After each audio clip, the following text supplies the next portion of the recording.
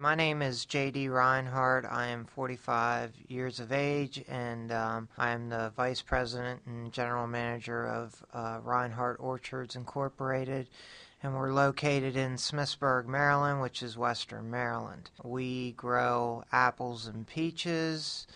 We also grow a small amount of nectarines, plums, and other produce. We have a packing house and cold storage facility, and we market fruit 9 months of the year, beginning in late July and usually winding up in April. We have been in business for, this will be our 79th year, and we operate on 400 acres of ground. Glen Afton is our brand. What that stands for is the water source that comes off the mountain, which are orchards. We sit on foothills right below the Blue Ridge Mountain here, and there's a spring that is called the Afton Spring, and that Afton Spring comes out of the side of the mountain, and that flows in the form of streams through our orchards, and that's where the name came from. Basically, we market our apples and peaches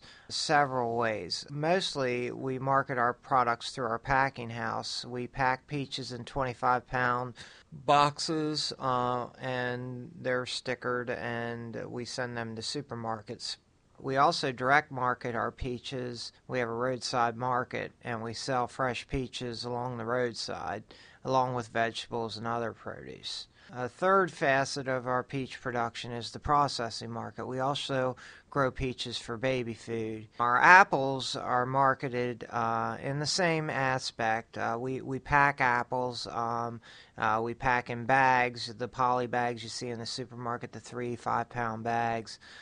We also pack loose fruit. Most of our poly bags go domestically, and again, we sell a lot to supermarkets. Our loose apples, interesting enough, travel a great distance. Our customer for those is in Panama. We export the fruit, being that we're in close proximity to the port of Baltimore.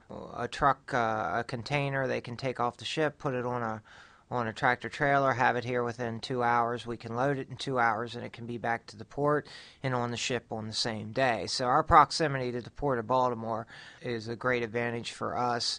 We also sell processing apples.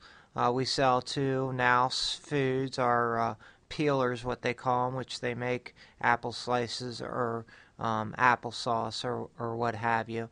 We also sell a good bit of juice apples to local people that want to squeeze apples to make juice. I started farming full-time in 1985. I came out of college, Delaware Valley College, with a degree in horticulture. And there were many obstacles to overcome when I first came out. Of course, I came into an established workforce that my father had put together, and it was a little difficult to come in and then be the boss, which my dad pretty much stepped back and let me take over from the beginning. Of course, he was still the boss, but I was the boss in the production end of the business. And I lost some people, but I gained a lot of people as well. So the turnover in the labor force was a difficult thing, but I think and I know we became stronger by it. Secondly, anytime that you're going into a new business, you're going to make a lot of mistakes. I think sometimes you try to put a square peg in a round hole. You try to market something here where it shouldn't be. You try a new technique and it doesn't work. So those were challenges. But again, change is good, and you learn from those mistakes. If you don't make those mistakes, how are you going to learn them? So I think you really need to go ahead and experience that. About 4 or 5 years down the road, once my dad really started to step back and I was brought inside and started to take over more of the marketing and such, I really started to get a feel and a like for the business. And now I'm in my 22nd year, and I'll tell you, there's still plenty of obstacles. One is labor. We have a challenge every year in finding enough people to pick the fruit. It's demanding, hard work. It's in hot conditions, it's in cold conditions, it's outside. We're fortunate enough that we have had a good labor force in the past, but we always worry about getting enough people to help us pick, transport, pack, and market the fruit. As far as rewards with the business, there's many. You get to live on a farm, you get to raise your family on a farm, which I think is wonderful. You get to live in a rural community and you're an integral part of that community with an established business like we have. Pretty much everybody throws up their hand at each other when they go by, waves at each other. We all pretty much know each other, and I really enjoy that aspect. I've lived in the same house that I was born in. My children have gone to school where I go to school. I think that's really neat.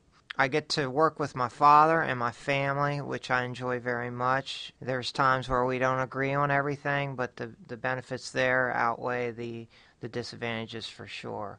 My father's 82 years old now and still is helping in the business, which is a wonderful thing. Looking towards the future, I look to have this farm maybe 20 more years, good Lord willing, and then hopefully to pass it to my son or nieces or nephews or whoever else wants to take it. So hopefully, our goal here is to pass it to the fourth generation and to sustain a nice lifestyle with what we're doing now.